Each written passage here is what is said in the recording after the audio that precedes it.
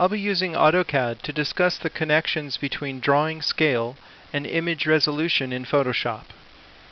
AutoCAD is a vector program. That means that it's fundamentally based upon math rather than on pixel. In a vector program, you can zoom in as much as you'd like, and you'll never see any pixels. The information in a vector program is stored as points in a coordinate system. And I'm sure you're familiar with that if you've ever drawn in CAD. When you draw in AutoCAD, you're drawing in real-world scale. You just draw it as you see it. You only have to worry about scale when you print out on a specific piece of paper.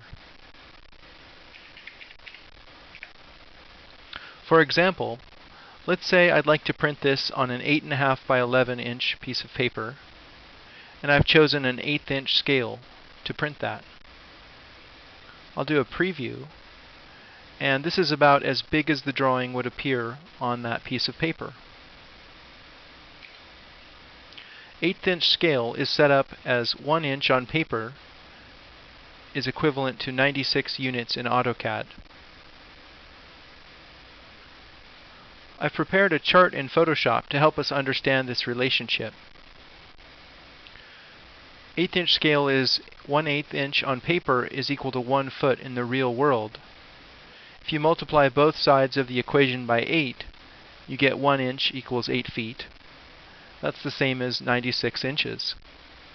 So 1 inch on paper is equivalent to 96 inches in CAD.